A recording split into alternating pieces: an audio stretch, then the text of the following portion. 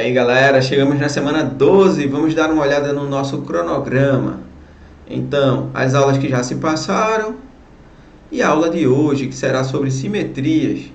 E também falarei um pouquinho sobre planificações, que é o comecinho de geometria espacial. Na semana que vem, na aula 13, eu falarei um pouquinho sobre matemática financeira. Eu vou falar sobre juros simples, que também terá um pouquinho de nada sobre juros compostos, que é os juros da vida real. Então não perca essa aula é importante para a sua vida financeira. E aí seguiremos com o nosso plano, são 30 semanas, 30 aulas. E aí na sequência teremos função polinomial do segundo grau, são 2 aulas, etc. Continuaremos. Muito bem, vamos para a aula de hoje. A aula de hoje é sobre simetrias ou transformações geométricas. Conceito. Quando existe uma correspondência de posição, de forma, de medida em relação a um eixo entre os elementos de um conjunto ou entre dois ou mais, dizemos que existe simetria. Considere uma borboleta e sobre o corpo da borboleta trace um eixo que chamaremos de eixo de simetria. Também sobre o corpo da borboleta trace um ponto P1. Então, temos aqui um ponto P1. Escolha um ponto P1 que esteja a uma distância D do eixo de simetria, então distância D. Claro, como é distância, então é uma perpendicular, ou está sobre a reta suporte perpendicular ao eixo de simetria. Então, existirá um ponto P1 que possui, um ponto P1', que possui algumas características em relação ao ponto P1. Primeiro, que esse ponto P1' ele estará à mesma distância ao eixo de simetria. E segundo, que ele também possui algumas características em relação à forma, em relação às medidas. Ele está em um lugar que tem a mesma cor e o mesmo formato que o ponto P1, só que do lado oposto. Se nessa figura existir infinitos pontos regidos pela mesma lógica, então dizemos que existe simetria. Observe que nessa figura, que de propósito eu deixei a asa batendo, para mostrar que essa asa ela é semelhante àquela, só que invertida. Se você pegar um ponto qualquer em qualquer região, existirá um ponto simétrico a ele, que estará à mesma distância do eixo e também possuirá algumas propriedades, como forma, posição, medida, etc. Tá? Então, dizemos que nessa figura existe simetria. Por exemplo, nessa segunda figura também existe simetria. Observe, eu vou pegar um ponto P1 sobre o olho do tigre, ponto P1, e um ponto P1' que está à mesma distância do eixo de simetria. Tá bom? Ou seja, está sobre a reta suporte perpendicular ao eixo de simetria. Se essa distância é igual a essa, se tem o mesmo formato, só que invertido, e se existir sobre essa figura infinitos pontos regidos pela mesma lógica, ou seja, que estão à mesma distância do eixo de simetria, que também possui características em relação à forma, em relação a medidas, então existe simetrias. Muito bem, eixo de simetria é a linha que divide a figura em partes iguais. Figuras que possuem eixo de simetria são chamadas de figuras simétricas. Então, por exemplo, esse coração ele foi criado de forma a haver simetrias. Então, você tem aqui o eixo de simetria. Se você escolher um ponto qualquer, um ponto P1, como eu falei anteriormente, haverá um ponto P1' que é simétrico a ele. Ou seja, que a distância desse ponto P1 ao eixo de simetria, que eu chamo de distância D, é exatamente igual à distância do ponto P1' a esse eixo, que a gente chama de eixo de simetria. Tá legal? Muito bem, vamos seguir. Palíndromos são palavras ou frases que têm o mesmo sentido quando lidas normalmente ou de trás para frente. Olha alguns exemplos. Ovo, minha, ata, oto, aviva. São palíndromos. E existe simetria nessas palavras. Observe que se você passar um eixo de simetria sobre a letra V, seguirá a mesma lógica em relação às figuras que nós vimos. Se você pegar um ponto qualquer sobre essa figura, haverá um ponto cuja distância, esse ponto ao eixo de simetria é a mesma distância. E em todas elas, pode ser também uma frase, anotaram a data da maratona. Observe que até a letra T, você tem as letras aqui, do lado direito e esquerdo, que segue uma certa simetria. O eixo de simetria seria aqui sobre a letra T. Então existe simetria também em frases. A torre da derrota também acontece. Bom, você pode ter também uma simetria virtual. Você tem aqui um espelho, você tem uma figura. E aí você pode gerar um ponto P1 aqui, cuja distância desse ponto P1 a esse eixo de simetria será igual à distância P1' a sua imagem virtual, né? É um ponto virtual. A distância desse ponto virtual ao eixo de simetria, se você chamar de D, por exemplo, será a mesma distância do ponto P1 a esse eixo de simetria. Existe simetria aqui também, o eixo de simetria seria o espelho, né? O espelho é o eixo de simetria. Bom, simetrias acontecem na natureza de formas variadas. Então você tem aqui simetrias em figuras, em pessoas, em animais, etc. E nós associamos simetrias à beleza. Então, quando é simétrico, o nosso cérebro entende como sendo belo. Então, por exemplo, você tem aqui simetrias em relação ao rosto humano, que segue a mesma linha de raciocínio, a mesma lógica de simetrias que nós deduzimos anteriormente. Você tem simetrias sobre figuras, tá? Por exemplo, você pode traçar um eixo de simetria em figuras ou mais eixos de simetrias, etc. Vamos ver os casos de simetrias. Então, reflexão. Reflexão é uma transformação geométrica que envolve um ponto a ser refletido e uma reta, transformando o ponto num outro simétrico com relação ao eixo fornecido. Então, você tem um objeto, você tem o eixo de simetria e tem a imagem refletida. Segue na mesma linha de raciocínio que nós criamos desde o começo. Se você tiver um ponto P1, existirá um ponto P1' sobre a imagem, assim, P1', que terá a mesma distância em relação ao eixo de simetria do que o ponto P1. Então, a distância do ponto P1 ao eixo de simetria é igual à distância P1' ao eixo de simetria. Então, nós teremos o objeto e a imagem, teremos a reflexão. Chama-se simetria de reflexão, esse tipo de simetria. Bom, em obras de arte também acontecem simetrias. Por exemplo, falaremos já desse tipo de simetria, que é simetria de translação, que dá a impressão que o objeto está se deslocando para a esquerda ou para a direita, ou de cima para baixo, etc. Já falaremos sobre isso. Existem obras de arte que usam a simetria nas suas obras. Existem pintores que usam simetria nas suas obras. Simetria espelhada é quando o eixo de simetria não corta a imagem, ou seja, não está sobre a figura, e a imagem espelhada apresenta-se invertida. Olha aqui um exemplo. O eixo de simetria que é a fronteira entre a figura e a imagem. Então, a imagem aqui ela está completamente de um lado, e aí a sua imagem está completamente do outro, é chamada de simetria espelhada. Olha um exemplo aqui, eu desenhei aqui um garoto e a sua simetria espelhada. Ela é invertida e o eixo de simetria não corta a figura. Simetria de rotação.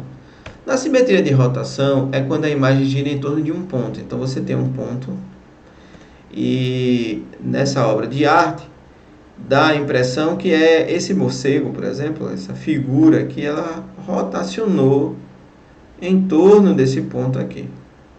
Então essa simetria é chamada de simetria de rotação. Simetria de translação, falei anteriormente, na obra de arte, é quando a imagem desloca-se horizontalmente ou verticalmente. Então, dá a impressão, por exemplo, que o cavaleiro ele está se deslocando para a direita ou para baixo. Existe aqui, então, simetria de translação. Vamos ver como simetrias aparecem na prova do Enem. Simetrias são encontradas frequentemente em nosso dia a dia.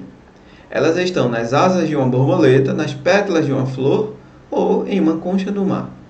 Em linguagem informal, uma figura no plano é simétrica quando for possível dobrá-la em duas partes, de modo que essas partes coincidam completamente. De acordo com a descrição acima, qual das figuras a seguir é simétrica? Então, no problema, ele dá uma definição informal de simetria. Ele diz o seguinte: quando for possível dobrar a figura de forma que os pontos coincidam. Observe que na letra A você tem um eixo de simetria, pela definição mais formal que nós demos, que é o seguinte: existem dois pontos que eles coincidem e que estão à mesma distância do eixo de simetria e que são exatamente os mesmos pontos, cuja distância é a mesma. Se você dobrar exatamente sobre essa linha verde aqui, esses pontos coincidirão. Então, essa letra A já é a nossa resposta, já é a figura simétrica. Se você também traçar uma linha horizontal, acontece a mesma coisa. Você terá dois pontos que coincidirão, cuja distância é a mesma em relação a esse eixo de simetria que eu fiz aqui, que é um eixo horizontal. Então, esses dois pontos, por exemplo, aqui é a demonstração disso. A distância deles em relação ao eixo de simetria coincidem. Nas outras figuras, não. Então, a letra A seria a resposta, por exemplo. Letra A. Falando um pouquinho ainda sobre simetrias de rotação, então você tem esse peixe, que ele foi rotacionado 75 graus. Nós chamamos de vértice, vértice 0 e amplitude 75 graus. Então você tem o peixe da esquerda rodou no sentido contrário aos ponteiros do relógio, no sentido positivo, descrevendo um ângulo de vértice 0 e amplitude 75 graus. Rotação de centro 0 e amplitude 75 graus. O centro de rotação pode ser fora da figura ou pode ser na própria figura, sobre a figura. No caso aqui, na primeira rotação, na primeira transformação que eu causei, nós temos aqui o vértice fora da figura, ela não está sobre a figura, mas poderia ser sobre a figura, por exemplo, nesse caso 2. O centro de rotação está sobre a figura, 75 graus, e amplitude pode ser uma amplitude que quisermos. Por exemplo, a figura rotacionou 180 graus, meia volta, ou 270 graus, ou, por exemplo, 360 graus, etc. Então, teremos aí, em todos os casos, simetria de rotação. Tá? Vamos ver como aparece simetria de rotação numa questão do Enem. Então, você tem questão 18. Um programa de adição de imagens possibilita transformar figuras em outras mais complexas. Deseja-se construir uma nova figura a partir da original. A nova figura deve apresentar simetria em relação ao ponto zero. Então, é simetria de rotação. A imagem que representa a nova figura é... Aí nós temos aqui as opções e vamos pegar a figura original e vamos rotacioná-la em torno do ponto zero. Então, você tem aqui uma rotação, uma simetria de rotação. Observe que a figura final gerada a partir dessa transformação, nós teremos aqui na letra E um resultado. Observe que é exatamente a mesma figura. Deixa eu circular aqui para que você possa enxergar. Então, essa figura aqui de baixo é exatamente essa figura que foi gerada aqui. Por isso que a resposta é a letra E. Eu vou voltar para que você possa enxergar a figura anterior, que era essa daqui, observe bem, e você rotaciona até encontrar essa figura daqui. É claro que você não terá essa ferramenta para fazer na hora, você tem que imaginar isso acontecendo, ou você pode desenhar com a caneta na hora da prova, tá bom? De forma a encontrar o resultado final. Continuando. Simetria de reflexão. Basicamente, já falamos na aula sobre esse tipo de transformação geométrica, que você tem aqui como se o peixe e a estrela estivessem a ver ao espelho. Então, você tem o eixo de simetria, o eixo de reflexão, e cada ponto de uma figura e sua imagem estão sobre uma reta perpendicular ao eixo de reflexão e a igual distância desse eixo. Bom, esse eixo pode estar sobre a figura ou fora dela. Os eixos de reflexão podem ou não ter pontos em comum com as figuras. Simetria de reflexão deslizante. É o tipo de simetria que você causa uma transformação geométrica do tipo de reflexão, e depois a figura ela se desloca, ou dá a impressão de se deslocar. Então você tem aqui uma reflexão deslizante. Você tem uma transformação geométrica que resulta da composição de uma reflexão de eixos com uma translação cujo vetor tem direção paralela a essa. Então você tem a figura, aí você tem uma reflexão e depois você tem um deslizamento paralelo ao eixo S. Vamos ver agora outro exemplo de como simetrias poderia aparecer na prova do Enem. Um decorador utilizou um único tipo de transformação geométrica para compor pares de cerâmicas em uma parede. Uma das composições está representada pelas cerâmicas indicadas por 1 e 2. Utilizando a mesma transformação, qual é a figura que compõe par com a cerâmica indicada por 3? É o seguinte, houve uma transformação entre 1 e 2, existe simetria entre 1 e 2, que a gente precisa averiguar qual é, para depois causar a mesma transformação em 3, de forma a encontrar a figura correspondente ou o par da figura 3. Para isso, eu vou fazer o seguinte, eu vou organizar essas duas figuras, a 1 e a 2, de outra maneira para que a gente possa enxergar melhor qual foi a transformação causada. Então você tem o seguinte, você tem a figura 1 e a figura 2 colocadas dessa maneira, cujo eixo de simetria ele é horizontal, ele está aqui. Observe então que houve uma simetria de reflexão. Observe que os pontos que estão anotados aqui, como por exemplo o ponto 1 e o ponto 2, estão à mesma distância desse eixo de simetria. Como, por exemplo, outro ponto, ponto 2 e o ponto 3 aqui, por exemplo, aqui embaixo também. Então, houve uma simetria de reflexão. E aí, você pode causar a mesma transformação aqui na figura 3, de forma a encontrar essa figura. E essa figura você encontra aqui na letra B. Observe que é a mesma figura. Então, causando a mesma transformação na figura 3, você obtém esse par aqui que está na letra B. Essa é a resposta. Vamos agora fazer algumas questões. Questão número 1. Joãozinho dobrou 2 vezes uma folha de papel quadrada, branca de um lado, cinza do outro. E depois recortou um quadradinho como na figura. Então, ele tinha uma folha, dobrou de novo e fez um buraco, fez um furo. E aí a pergunta agora é, qual das figuras abaixo ele encontrou quando desdobrou completamente a folha? Aí você pega a folha, desdobra e abre. E aí você tem como resposta a letra E. Tá bom? Claro que no dia da prova você não tem um computador para fazer um desenho. Mas nada impede que você pegue um pedacinho da prova que você vai entregar ou vai levar. Você pega um pedacinho, dobra de novo, faz um buraquinho e desdobra para ver o que aconteceu. Tá? Nada impede que você faça isso na prova mesmo, né? Considerando o modelo da prova do Enem. Vamos para mais um agora. Questão número 2. As duas figuras a seguir são formadas por 5 quadrados iguais. 1, 2, 3, 4, 5. Aqui também. 1, 2, 3, 4, 5. Observe que elas possuem eixo de simetria conforme assinalado a seguir. É verdade, aqui tem um eixo de simetria, baseado no que a gente viu. É verdade, basta você pegar um ponto qualquer, essa figura.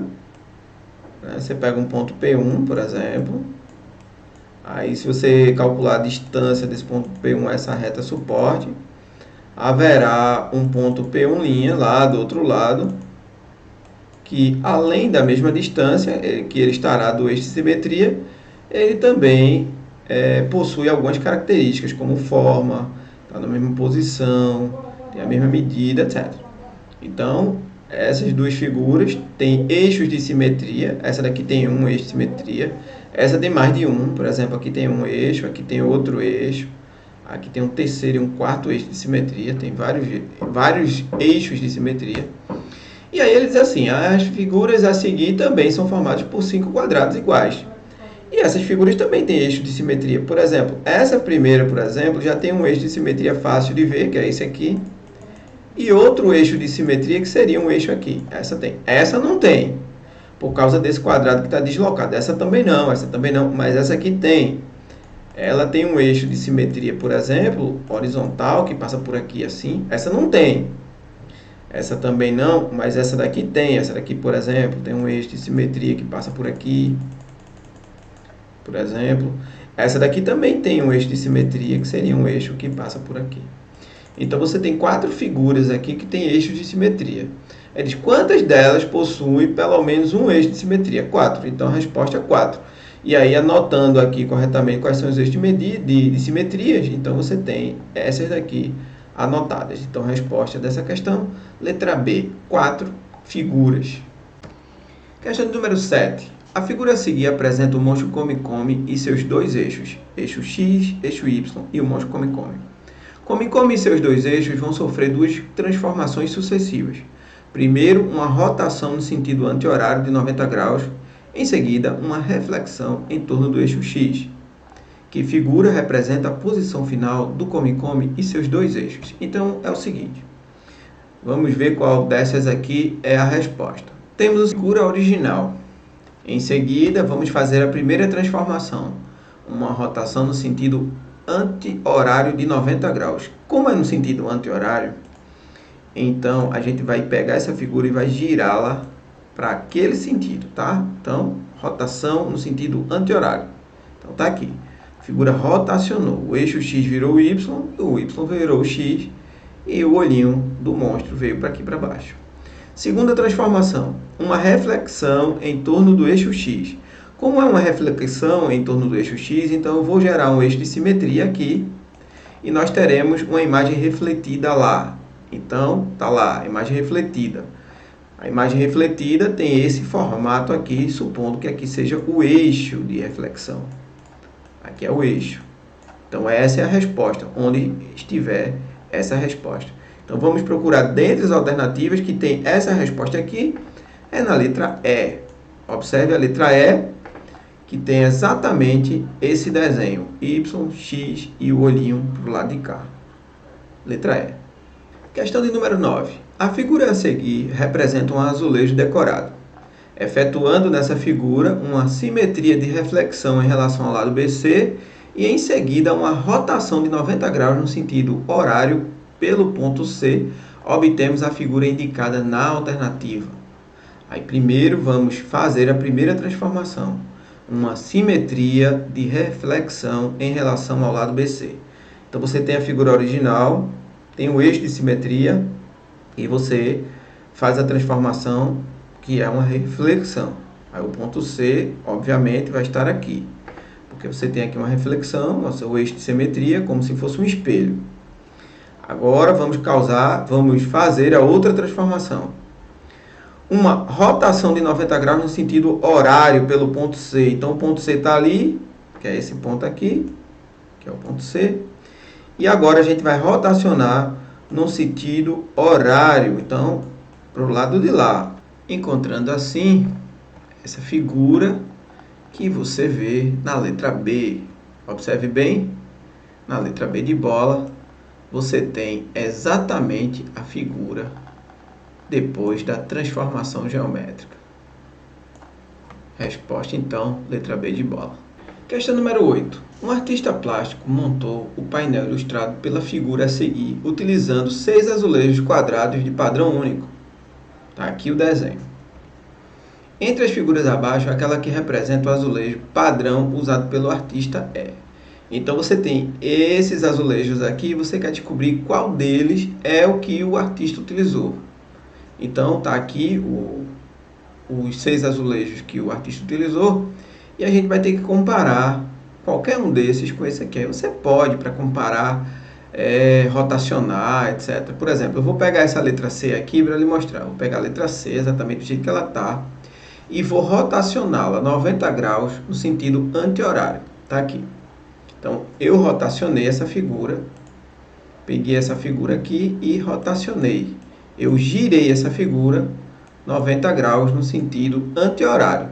Aí, gerou essa figura aqui. Aí, agora sim, eu vou comparar se essa figura, ela se parece com algum trecho do azulejo que o artista criou. E é ela mesma, olha bem, se não é exatamente o que está circulado aqui, é o que está circulado aqui. Observe que ela se repete. Esse trecho aqui também é igual. Esse trecho aqui é igual também, tá certo? Então, esse azulejo é exatamente esse azulejo que está sendo usado aqui. Se você rotacionar esse azulejo, você vai obter o azulejo de baixo, os 3 azulejos, que são todos iguais à letra C, que é a resposta. A letra C, quando você rotaciona, você consegue ver que essa é a letra, essa aqui é a resposta da questão. Vamos falar agora só um pouquinho de projeção ortogonal. Você tem um retângulo e a direção de onde está olhando é essa direção, você está olhando para lá. Então, você tem as linhas projetantes, que são essas linhas aqui, e você tem a projeção no plano, lá atrás, que é essa projeção aqui. Que ela é uma projeção ortogonal, porque o ângulo formado é um ângulo de 90 graus. Então, por exemplo, você tem um retângulo, a projeção dele é um retângulo. Se o retângulo estiver nesta posição, então o retângulo ele fará uma projeção que será um segmento de reto, lá no plano. Se mesmo que a figura esteja inclinada, a projeção ela é sempre no plano. Então, o que se vê lá no plano seria esse desenho daqui, esse desenho que eu estou circulando aqui. É a projeção de uma figura desse tipo aqui. Então, por exemplo, a projeção no plano de um cilindro seria um retângulo. A projeção de um prisma do mesmo tamanho seria um retângulo, seria parecido. E um prisma triangular, por exemplo, também. Então, observe que a projeção ortogonal desses 3 sólidos seria a mesma figura do plano, ou seja, um retângulo. Aí aqui eu coloquei projeções em 3 dimensões, né? Você tá vendo no espaço aqui, então seria o que você estaria vendo se fosse um observador olhando de cima, por exemplo. Aí a figura é essa aqui, no plano. Então seria a projeção nesse sentido, nessa direção. A direção, se fosse essa que eu estou apontando agora, então seria essa projeção aqui. E se a direção fosse essa daqui, olhando para lá agora, para onde eu estou apontando a seta, se a direção fosse essa, você teria essa projeção aqui. Então, você teria isso. Por exemplo, você tem esse sólido aqui em terceira dimensão, e você tem a projeção nesse plano de cá, você tem aquela figura que seria alguém olhando nessa direção, olhando como se fosse para lá, assim. Se você olhar de cima, você tem essa visão, então seria a projeção perpendicular nessa direção. Ou olhando para cá, se você olhasse assim nessa direção, você teria aquela projeção lá no fundo. Então você tem a projeção em 3 planos. Você tem a projeção do plano aqui embaixo, você tem as projeções laterais. A projeção do cubo, você tem aqui no plano um quadrado. Aqui, tá vendo? Essa é a projeção do plano, no plano do cubo. E se você olhar aqui para a projeção de um segmento de reta, se ele for perpendicular ao plano, é apenas um ponto. Questão número 4. A figura a seguir representa o projeto de uma peça em acrílico que um designer pretende utilizar para a premiação dos melhores participantes de um evento. Sabendo-se que a peça se encontra sobre uma mesa, qual das figuras, planas abaixo, representa a vista superior da peça? Suponha que você tenha um plano, e você queira saber a projeção de algumas figuras no plano, por exemplo, de um ponto.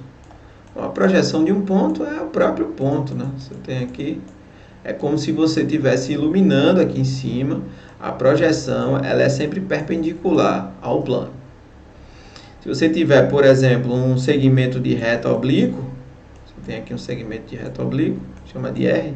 Então, a projeção desse segmento é um segmento também, né? Um segmento.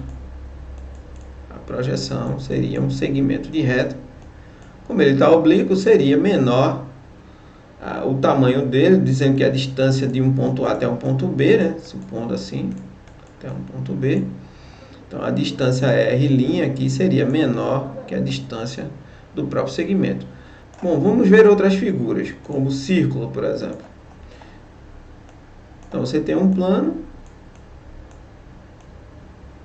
Se o círculo, se ele estiver perpendicular ao plano, então a projeção desse círculo vai ser um segmento de reta. Então, você traça as linhas perpendiculares e aí será um segmento de reta. que terá a mesma medida do diâmetro do círculo. Tá? Se o círculo ele estiver paralelo ao plano, então, obviamente que sua projeção perpendicular também será um círculo, assim, e etc. A nossa figura, nós queremos saber a vista superior, então nós queremos saber, na verdade, a projeção dela no plano. Então, olhando de cima, como se pudéssemos projetá-la em um plano. Então, projetando a nossa figura no plano, nós veríamos um desenho, que seria um desenho assim, né? A projeção dela seria parecida com isso aqui. Observe que como essa distância aqui é um pouco menor do que essa distância daqui para cá, então você teria um comprimento daqui para cá menor do que daqui para cá. A distância daqui para cá. Então seria assim a projeção dela no plano.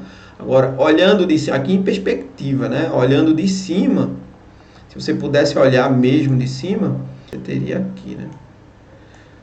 Sim. Aí você teria essa distância menor que essa distância daqui para cá. Essa distância daqui para cá é menor que essa, assim. Você teria um objeto assim. Então, dessas que a gente montou, só a letra E que é a resposta, né? Observe que essa distância daqui para cá é menor que essa distância daqui para cá. E aqui é maior, né? Por isso que a B não é. Então, a letra E é a resposta. Questão número 5. Os alunos de uma escola utilizaram cadeiras iguais às da figura para uma aula ao ar livre. A professora, ao final da aula, solicitou que os alunos fechassem as cadeiras para guardá-las. Depois de guardadas, os alunos fizeram um esboço da vista lateral da cadeira fechada. Então, como vamos olhar para a vista lateral? É como se estivéssemos olhando do lado da cadeira. Tá bom? Estamos olhando a cadeira de lado. Ok. E vamos atentar para alguns detalhes que essa cadeira tem que das outras alternativas não vão ter. Que é esse detalhe do pé, que ela tem somente uma linha horizontal olhando de lado. Então, olhando para a nossa cadeira e olhando para esse detalhe em particular, porque todos os outros detalhes, as outras também terão, por exemplo, o encosto. Todos os encostos são iguais. Todos os encostos são iguais. Quando você olha para o fundo da cadeira, todos eles também têm o mesmo formato. Só difere no pé. E só tem duas cadeiras que têm essa linha horizontal. É essa cadeira que tem a linha horizontal e essa cadeira aqui. É a C e a E. Mas nós não temos uma linha cruzada na cadeira. Nós não temos, assim, por exemplo, uma madeira que cruze. Então, não pode ser a letra E. Só pode ser a letra C a resposta. Porque, primeiro, que é a única que tem somente uma madeira horizontal no pé, olhando de forma lateral. É o detalhe que define a resposta. Então, letra C é a resposta. Vamos agora falar um pouquinho sobre planificações. Vejam bem.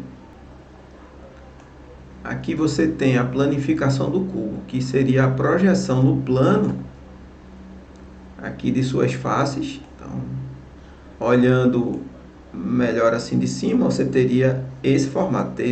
Você teria 6 faces quadradas. Tá certo? Essa é a planificação do cubo. A planificação é projetar as suas faces no plano. Aqui você tem a planificação do cilindro. Esse aqui é o sólido, é o cilindro. Aqui. Nós veremos com mais detalhes na aula de geometria espacial. Tá bom? E aqui a gente vai planificar o cilindro agora. Então, planificando o cilindro, você tem aqui a projeção do plano do cilindro, que tem esse formato. É um retângulo e tem duas bases, que são 2 círculos. Tá? Então, aqui é a planificação do cilindro, voltando. Aqui tem o sólido do cilindro. Aqui você tem o cone, e aí a planificação do cone seria assim, a projeção no plano dele teria esse formato. Aqui seria a face lateral, aqui o fundo, né? Aí quando você volta para o sólido, você tem esse sólido aqui que é o cone. Então, esse é o cone e sua planificação no plano, você teria esse formato aqui. Bom, de qualquer prisma que você quiser, por exemplo, aí você tem aqui, vamos mudar o número de lados, deixar aqui com 4. um prisma de base quadrangular, por exemplo, aí você tem a planificação dele aqui, tá bom? Bom, se você mudar a base dele, a planificação é muito parecida. Por exemplo, se for um pentágono, de forma pentagonal. Se a base tiver formato pentagonal, então você tem aqui a planificação dele, muda, claro, a base tem um formato pentagonal. Tá? Se você mudar para um hexágono, a base tem um formato hexagonal. Claro. E aí você teria um prisma hexagonal. A base é um hexágono. E se, claro, você for mudando a base, só muda o formato da base, né? Você tem lá o formato da base. E aí você tem também a planificação. É bem parecida com os outros que nós já vimos. Então temos algumas planificações. Aqui a pirâmide. Aí você tem os prismas, cones, cilindros. Aí você tem, né, alguns sólidos conhecidos como os poliédros de Platão. Você tem o tetraedro regular, são 4 faces triangulares. O hexaedro regular, que são 6 faces quadrangulares. O octaedro regular, que são 8 faces triangulares. O dodecaedro, que são 12 faces pentagonais. E o icosaedro, que são 20 faces triangulares. E cada uma das suas respectivas planificações estão anotadas aqui. Vamos fazer agora a questão número 6. Veja abaixo as planificações de alguns sólidos geométricos que os alunos receberam para montar. Quais desses alunos receberam planificações de pirâmide? Então, essas são as planificações. Então, Diana recebeu essa planificação, que dá um prisma. Tem duas bases congruentes. O Fábio recebeu um cilindro. A Laura recebeu uma pirâmide. Maria recebeu um cone. Paulo recebeu um prisma também. E Tânia recebeu uma pirâmide. Então, pirâmides foram Laura e Tânia. A resposta, então, é a letra D. Questão de número 11. Para divulgar sua marca, uma empresa produziu um porta-canetas de brinde na forma do sólido composto por um cilindro e um tronco de cone, como na figura. Aí você tem um cilindro e tem um tronco de cone. Para recobrir toda a lateral do brinde, essa empresa encomendará um adesivo na forma planificada dessa superfície. Que formato terá esse adesivo?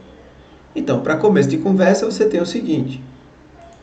Como você tem um cilindro na lateral, então a parte lateral, se é planificada, nós vimos, tem o formato de um retângulo. E o tronco de cone, se você precisar recobrir essa parte, então, como ela é curva aqui, você tem esse formato daqui curvo, que seria a planificação lateral do tronco de cone, então dando como resposta a letra B de bola. Vamos agora para a questão de número 3. Minecraft é um jogo virtual que pode auxiliar no desenvolvimento de conhecimentos relacionados a espaço e forma. É possível criar casas, edifícios, monumentos e até naves espaciais, tudo em escala real, através do empilhamento de cubinhos. Um jogador deseja construir um cubo com dimensões 4x4x4. Ele já empilhou alguns dos cubinhos necessários conforme a figura. Aqui no primeiro andar já está completo. No térreo, aliás, já está completo. Você tem 16 cubinhos. No primeiro andar também está completo. No segundo andar não, no segundo andar está incompleto. Está faltando alguns cubinhos aqui para completar. E no terceiro andar está faltando muitos cubinhos para completar. E ele quer saber o seguinte. Os cubinhos que ainda faltam empilhar para finalizar a construção do cubo juntos formam uma única peça, capaz de completar a tarefa. O formato da peça capaz de completar o cubo 4x4 é qual? Qual destes blocos, juntos com bloquinhos menores de um cubo, poderiam completar o cubo maior, completar essa parte aqui de cima? Observe que se você olhar daqui, dá para ver quantos cubinhos vão faltar, e aí se você, olhando para a figura que eu vou colocar aqui, observe que ela se encaixa completamente aqui. Observe, esse cubo aqui, ele cabe aqui, esses dois aqui vão fechar aqui, esses dois aqui formam completa, e esses dois completam aqui embaixo. Então, olhando para essa figura, se você baixá-la de forma a encaixar nesses espaços vazios, aqui, Na hora que você traz para cá, você traz em caixa aqui e completa um cubo inteiro. Então, essa figura aqui você encontra na letra A, tá aqui. Então, resposta dessa questão, letra A, seria o bloco correto a ser colocado a completar o cubo maior. Questão de número 12. Conforme o regulamento da Agência Nacional de Aviação Civil, ANAC, o passageiro que embarcar em voo doméstico poderá transportar bagagem de mão. Contudo, a soma das dimensões da bagagem, altura, mais comprimento, mais largura, não pode ser superior a 115 centímetros. Tem que ser menor. A figura mostra a planificação de uma caixa que tem a forma de um paralelepípedo retângulo. Aí tem essa caixinha aqui. O maior valor possível para x em centímetros, para que a caixa permaneça dentro dos padrões permitidos pela ANAC é. Então, qual seria o valor para x? Galera, seguinte, observe bem, que essa medida de 24, ela também é essa mesma distância nesse segmento aqui, nesse pedaço aqui, que aqui é a planificação da caixa. Na hora que você dobra a caixa, você monta o sólido, que você monta a caixa, esse valor aqui também fica 24. Como também aqui vale 24, como essa medida aqui também vale 24, e essa medida aqui também vale 24, então, já que essa medida, ela se conectará a essa, então essa medida aqui também vai ser 24, e essa medida vai ser 24, então essa medida daqui para cá, ela vai ser 90 menos 48. Então vai ser 90 menos 48, que vai dar igual, aqui dá 2, aqui dá 5, para 9 dá 4. Então essa medida aqui, ela vale 42, sendo essa medida aqui também igual a 42. Então na hora que você monta a sua caixa, as medidas que você tem é a seguinte, vamos montá-la. Quando você monta a sua caixa, ela tem um formato de um paralelepípedo, tá aqui, ela tem esse formato, assim, e tem as seguintes medidas. Em uma dimensão, ela tem 24, que é essa medida daqui, que eu vou chamar da altura, tá? Quando ela dobrar, que ela subir aqui, isso aqui se conectará com esse lado aqui se conectará com esse, eu vou dizer que é a altura. Essa medida aqui vale 42, eu vou dizer que seja essa medida daqui, uma das medidas laterais.